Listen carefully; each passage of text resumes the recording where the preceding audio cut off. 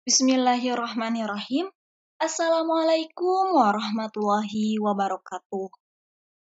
Alhamdulillahirabbil alamin. Pada kesempatan kali ini, kita semua masih bisa berkumpul dalam perkuliahan secara daring. Perkenalkan, nama saya Ayrin Rin Nuranisa dengan NPM 182151042 dengan dosen pengampu Bapak Dedi Nurjamil, Magister Pendidikan, dengan mata kuliah Seminar Pendidikan Matematika dari jurusan Pendidikan Matematika, Fakultas Keguruan dan Ilmu Pendidikan dari Universitas Siliwangi.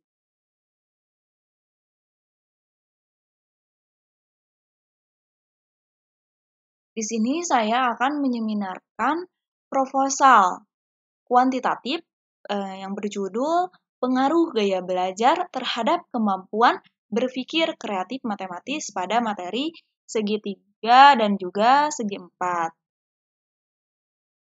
Nah, langsung saja ke pembahasan latar belakang masalah. Berpikir kreatif tidak menuntut siswa untuk menyelesaikan masalah matematika yang kompleks. Untuk masalah yang umum saja, tidak semua siswa dapat menyelesaikan suatu permasalahan. Kemampuan berpikir kreatif matematis, siswa sampai saat ini itu masih kurang mendapat perhatian dalam pendidikan formal. Dengan kata lain, kemampuan berpikir kreatif ini masih tergolong rendah. Pembelajaran matematika di kelas ini masih banyak menekankan pemahaman siswa dengan melibatkan kemampuan berpikir kreatif. Siswa itu tidak diberi kesempatan menemukan jawaban yang berbeda gitu ya dari yang sudah diajarkan guru. Nah, guru sering tidak membiarkan siswa mengkonstruk pendapat atau pemahamannya sendiri terhadap konsep matematika. Rendahnya kemampuan berpikir kreatif siswa disebabkan guru tidak berusaha menggali dan mendorong siswa tentang berpikir kreatif. Anak-anak biasanya tidak didorong mengajukan pertanyaan dan menggunakan daya imajinasinya, mengajukan masalah-masalahnya sendiri, mencari jawaban-jawaban terhadap masalah-masalah non-rutin, atau menunjukkan banyak inisiatif. Berdasarkan permasalahan yang telah dipaparkan, peneliti tertarik gitu ya untuk melakukan penelitian dengan judul Pengaruh Gaya Belajar Terhadap Kemampuan Berpikir Kreatif Matematis pada Materi Segitiga dan juga Segi Empat. Mohon maaf, barusan ada suara batuk. Selanjutnya, terdapat rumusan masalah. Rumusan masalah yang saya ambil gitu ya, berdasarkan latar belakang yang telah diuraikan. Maka rumusan masalah dari peneliti ini yaitu bagaimana gambaran gaya belajar dan kemampuan berpikir kreatif matematis peserta didik di kelas 7. Kemudian, apakah ada pengaruh gaya belajar terhadap kemampuan berpikir kreatif matematis peserta didik kelas 7. Selanjutnya mengenai definisi operasional. Di sini terdapat dua definisi, yaitu mengenai gaya belajar dan juga kemampuan berpikir kreatif matematis. Yang pertama, saya akan membahas mengenai gaya belajar terlebih dahulu. Gaya belajar ini yaitu cara seseorang untuk mempelajari informasi baru. Cara belajar yang dimaksud yaitu bagaimana seseorang menyerap, mengolah, dan menyampaikan informasi baru dalam proses pembelajaran. Kemudian yang kedua yaitu kemampuan berpikir kreatif matematis, yaitu kemampuan untuk memecahkan suatu masalah dengan banyak ide ataupun cara gitu ya. Untuk menghasilkan gagasan yang bermacam-macam, dapat menciptakan cara yang baru dan tidak ada persamaan dengan yang lain, serta mampu mengembangkan suatu ide. Selanjutnya mengenai tujuan penelitian.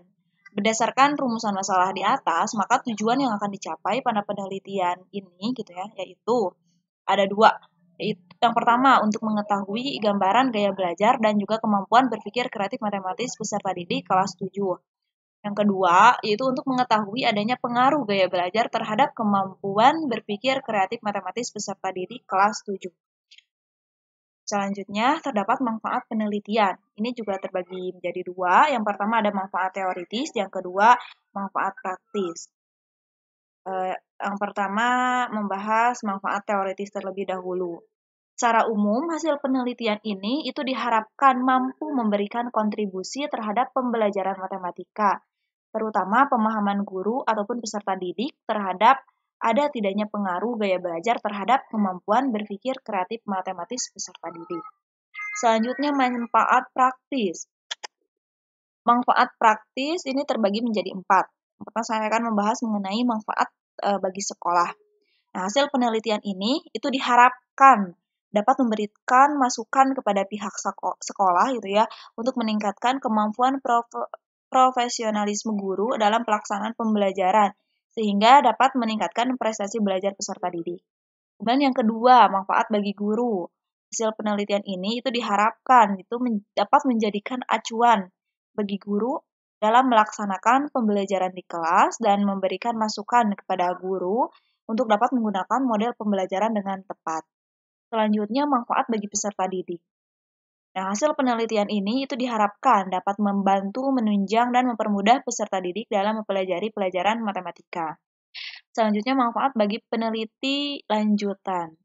Nah, hasil penelitian ini itu juga diharapkan dapat menambah pengetahuan, wawasan, serta referensi mengenai pengaruh gaya belajar terhadap kemampuan berpikir kreatif matematis pada materi segi 3 dan juga segi 4. Itu merupakan manfaat penelitian yang dari saya gitu ya. Kemudian selanjutnya ada landasan teori atau landasan teoritis. Ini yang pertama ada kajian teori. Yang pertama ini saya akan membahas mengenai gaya belajar terlebih dahulu. Ini untuk apa namanya? Pengertiannya itu sudah disampaikan di proposal. Jadi saya akan membahas kesimpulannya saja gitu ya dari beberapa pendapat para ahli. Jadi dapat disimpulkan bahwasanya gaya belajar itu yaitu cara yang digunakan seseorang dalam proses belajar yang meliputi bagaimana seseorang menyerap, mengatur, mengelola informasi yang didapatkan sehingga pelajaran itu dapat dipahami dan juga berjalan secara efektif. Nah, gaya belajar merupakan kombinasi dari bagaimana ia menyerap dan kemudian mengatur serta mengolah informasi yang didapatkan. Kebiasaan belajar yang dianggap paling disukai dan nyaman digunakan ketika menerima, menyerap, memproses, dan juga mengolah pembelajaran ataupun informasi yang diterima oleh siswa yang menjadikan siswa mudah mengingatnya dalam memori otaknya. Selanjutnya, kemampuan berpikir kreatif matematis. Ini pun sama, langsung ke kesimpulan saja gitu ya.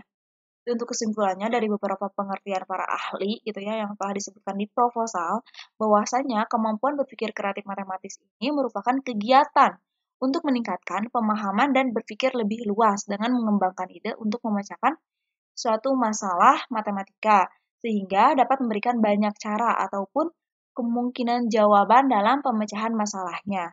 Kemampuan berpikir kreatif matematis sebagai kemampuan menemukan dan menyelesaikan masalah matematika yang meliputi komponen-komponen. Yang pertama ada kelancaran, fleksibilitas, elaborasi, dan juga keaslian atau orisinal. Selanjutnya, hasil penelitian yang relevan.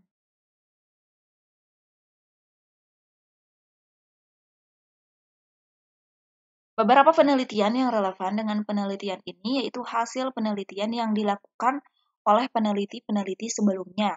Di antaranya yaitu ada penelitian yang dilakukan oleh Joshua Pasaribu, kemudian dan Edi Surya pada tahun 2020 yang berjudul Pengaruh Kemampuan Berpikir Kreatif Siswa dalam Menyelesaikan Masalah Matematika. Tujuan dari penelitiannya yaitu untuk memberikan pengertian dan juga penjelasan mengenai kemampuan berpikir kreatif siswa, terutama dalam menyelesaikan masalah matematika. Penelitian ini adalah literatur kepustakaan sehingga metode pengumpulan data yang digunakan yaitu dokumentasi. Dalam artikel ini itu disajikan mengenai pengertian kemampuan berpikir kreatif siswa, pengertian masalah matematika, faktor yang mempengaruhi kreativitas, teori kreativitas, dan tahapan proses berpikir kreatif. Kutipan dan citasi dari jurnal-jurnal nasional dan internasional yang bisa digunakan sebagai referensi dalam memahami kemampuan berpikir kreatif atau creative thinking siswa dalam menyelesaikan masalah matematika. Selanjutnya, penelitian selanjutnya gitu ya yang dilakukan oleh Dinda Dwi Larasati, Supriyatno, dan Bisari ini pada tahun 2019 yang berjudul Kemampuan Berpikir Kreatif dalam Materi Luas Bangun Datar dikaji dari gaya belajar di SMP. Tujuan dari penelitian ini gitu ya untuk mendeskripsikan bagaimana kemampuan berpikir kreatif matematis siswa pada materi luas bangun datar yang dikaji dari gaya belajar di SMP. Dari hasil penelitian menunjukkan bahwa kemampuan hasil penelitian dan pembahasannya secara umum itu dapat disimpulkan bahwa kemampuan berpikir kreatif matematis siswa yang gaya belajarnya visual, sebagian besar siswa mampu mencapai indikator fluensi dan novelty ataupun kebaruan. Misalnya hanya mampu mencapai indikator fluensi. Kemampuan berpikir kreatif matematis siswa yang gaya belajarnya auditorial mampu mencapai indikator kemampuan berpikir kreatif matematis yaitu fluensi dan novelty.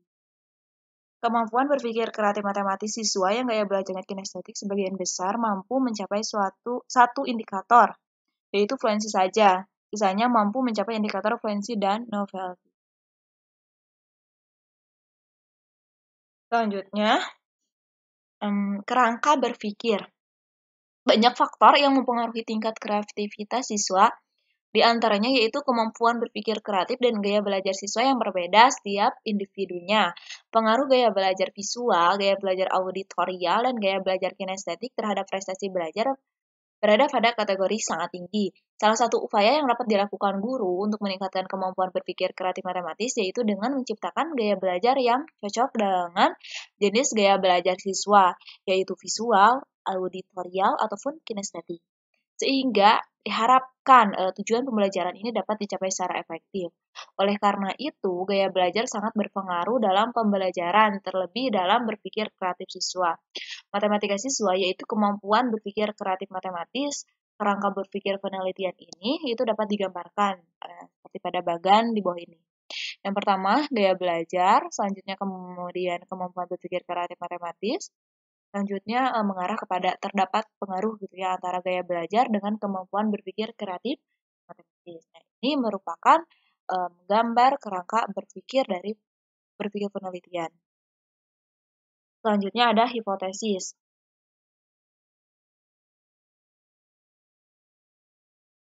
Hipotesis ini merupakan jawaban sementara terhadap rumusan masalah penelitian, di mana rumusan masalah penelitian telah dinyatakan dalam bentuk kalimat pertanyaan. Ini menurut Sugiono pada tahun 2013 di halaman bukunya yaitu 99. Berdasarkan landasan teori dan kerangka berpikir, hipotesis yang diajukan dalam penelitian ini, yang pertama itu itu tidak ada hubungan yang signifikan antara kemampuan berpikir kreatif matematis dan gaya belajar peserta didik. Rho sama dengan 0. HA, yaitu ada hubungan yang signifikan antara kemampuan berpikir kreatif matematis dan gaya belajar peserta didik. Kemudian H, 0 gitu ya, tidak ada pengaruh yang signifikan kemampuan berpikir kreatif matematis terhadap gaya belajar peserta didik pada materi segi 3 dan juga segi 4. Rho sama dengan 0. Kemudian yang HA, yaitu ada pengaruh yang signifikan kemampuan berpikir kreatif matematis terhadap gaya belajar peserta didik pada materi segi 3 dan juga segi 4. Ini merupakan rho yang tidak sama dengan 0. Mohon maaf yang tadi yang HA yang pertama itu rho sama dengan tidak sama dengan 0. Selanjutnya, itu prosedur penelitian. Yang pertama ada metode penelitian. Penelitian ini itu menggunakan jenis penelitian correlational study. Penelitian ini sering disebut sebagai penelitian korelasi. Menurut Sukardi pada tahun 2014 di halaman bukunya 166, penelitian korelasi merupakan jenis penelitian yang bertujuan untuk mengetahui kuat atau lemahnya hubungan antar variabel yang diteliti. Selanjutnya, menurut Sukardi di halaman bukunya 167 pada tahun 2014, mengemukakan bahwa penelitian korelasi itu dilaksanakan tanpa mengatur kondisi ataupun variabel penelitian dan berusaha untuk mencari informasi yang dapat menjelaskan adanya hubungan antar variabel tersebut. Selanjutnya yaitu variabel penelitian. Variabel penelitian ini merupakan suatu atribut ataupun sifat ataupun nilai dari orang, objek, ataupun kegiatan yang mempunyai variasi tertentu yang ditetapkan oleh peneliti untuk dipelajari dan kemudian ditarik kesimpulannya. Ini menurut Sugiono pada tahun 2013 di halaman bukunya yaitu 64. Variabel-variabel yang digunakan dalam penelitian ini yaitu yang pertama ada variabel bebas. Variabel bebas ini atau biasa disebut dengan variabel independen merupakan variabel yang mempengaruhi atau yang menjadi sebab perubahan atau timbulnya variabel dependen terikat gitu ya. Ini menurut Sugiono pada tahun 2013 di halaman bukunya 64. Nah, variabel bebas dalam penelitian ini yaitu gaya belajar. Yang kedua ada variabel terikat. Variabel terikat atau biasa disebut dengan variabel dependent merupakan variabel yang dipengaruhi atau yang menjadi akibat karena adanya variabel bebas. Ini menurut Sugiono pada tahun 2013 di halaman bukunya 64. Variabel terikat dalam penelitian ini yaitu kemampuan berpikir kreatif matematis. Selanjutnya, populasi dan sampel. Yang pertama yang akan dibahas yaitu mengenai populasi. Populasi yaitu wilayah generalisasi yang terdiri atas objek ataupun subjek yang mempunyai kualitas dan karakteristik tertentu yang ditetapkan oleh peneliti untuk dipelajari dan kemudian ditarik kesimpulannya. Ini menurut Sugiono pada tahun 2013 di halaman bukunya di halaman bukunya yaitu halaman 119. Kemudian menurut Ridwan itu pada tahun 2013 di halaman bukunya yaitu 54 menyatakan bahwa populasi merupakan objek ataupun subjek yang berada pada suatu wilayah dan memenuhi syarat-syarat tertentu yang berkaitan dengan masalah penelitian. Populasi dalam penelitian ini yaitu siswa kelas 7 di SMP Negeri Raja Pola. Selanjutnya mengenai sampel. Ini menurut Sugiono gitu ya, mengemukakan sampel adalah bagian dari jumlah dan karakteristik yang dimiliki oleh populasi tersebut. Sampel adalah bagian dari populasi yang mempunyai ciri-ciri atau keadaan tertentu yang akan diteliti. Kemudian menurut Ridwan gitu ya. Ini menurut Ridwan penjelasan yang tadi. Sampel yang diambil dari suatu populasi harus betul-betul representatif karena hasil penelitian akan digeneralisasikan pada populasi tersebut. Oleh karena itu, agar sampel yang diambil itu dapat representatif, perlu memperlakukan teknik sampling. Nah, menurut Sugiono, ini teknik sampling yaitu teknik yang digunakan untuk pengambilan sampel dalam suatu populasi. Teknik sampling yang digunakan dalam penelitian itu teknik probability sampling bertipe proportionate stratified random sampling. Teknik ini digunakan bila populasi mempunyai anggota ataupun unsur yang tidak homogen dan bersarata secara proporsional. Ini menurut Sugiono gitu ya. Sampel penelitian ini yang digunakan yaitu sebanyak 2 kelas dari populasi yang ada. Selanjutnya yang keempat ini ada desain penelitian. Menurut Sioto dan Sodik pada tahun 2015, desain penelitian yaitu semua proses yang diperlukan dalam perencanaan dan pelaksanaan penelitian. Sedangkan menurut Ari Kunto pada tahun 2010, desain penelitian yaitu sebuah peta jalan bagi peneliti yang menuntut serta menentukan arah berlangsungnya proses penelitian secara benar dan tepat sesuai dengan tujuan yang telah ditetapkan. Tanpa desain yang benar, seorang peneliti tidak akan melakukan penelitian dengan baik karena yang bersangkutan tidak mempunyai pedoman yang arah. Ini menurut Sioto dan juga Sodik gitu ya pada tahun 2015 di halaman bukunya 98. Desain penelitian yang digunakan dalam penelitian ini yaitu one group, retest, dan post-test design.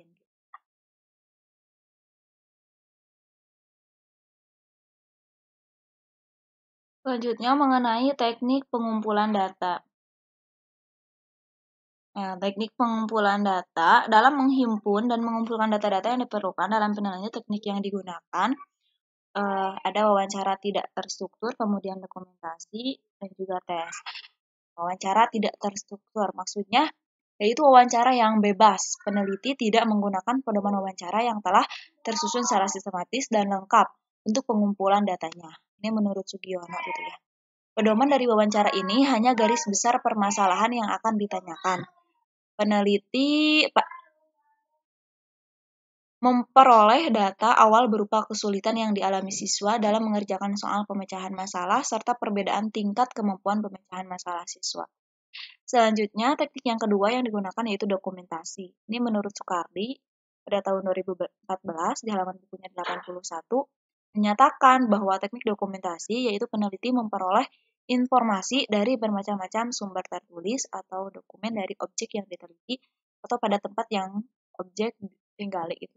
Dokumentasi ditunjukkan untuk memperoleh data secara langsung yang relevan dan dibutuhkan bagi peneliti dari tempat yang diteliti. Ini menurut Ridwan pada tahun 2013 di halaman bukunya 77.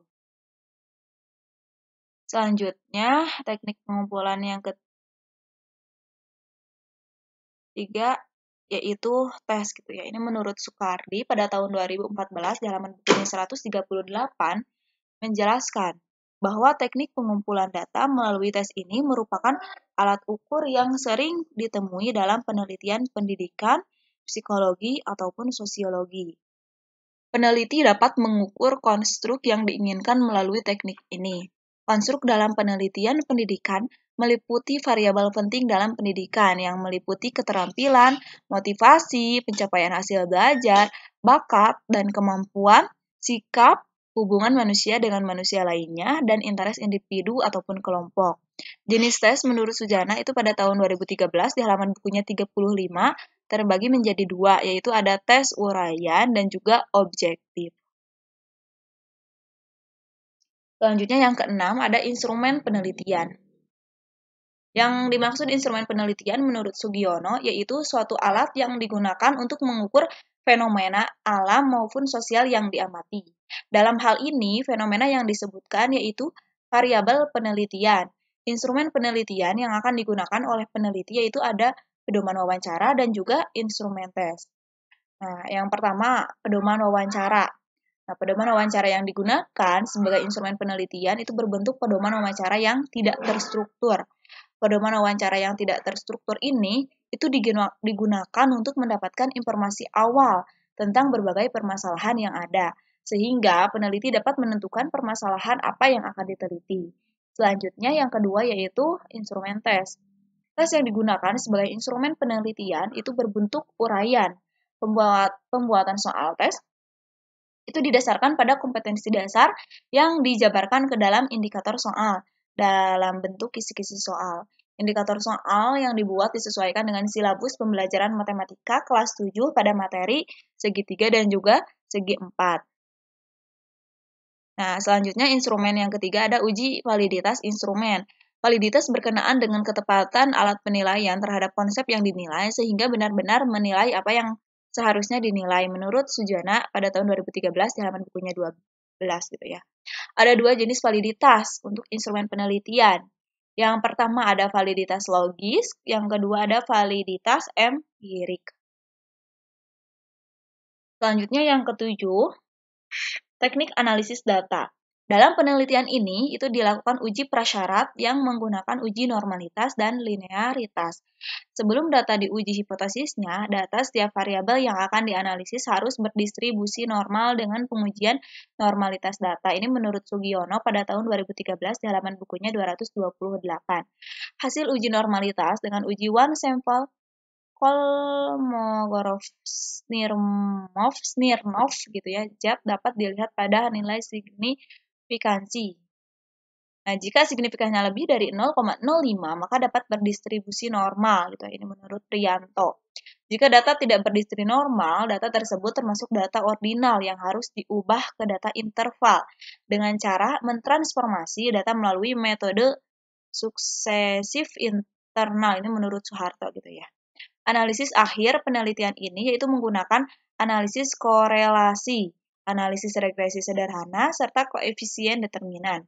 Hal ini digunakan agar penelitian dapat menggambarkan hubungan kemampuan berpikir kreatif matematis dengan gaya belajar siswa, dan menggambarkan seberapa besar pengaruh kemampuan berpikir kreatif matematis terhadap gaya belajar siswa, serta mengetahui persentase gitu ya pengaruh kemampuan berpikir kreatif matematis terhadap gaya belajar siswa. Selanjutnya yang kedelapan, ini ada waktu dan tempat penelitian. Nah, kapan sih waktunya penelitian ini?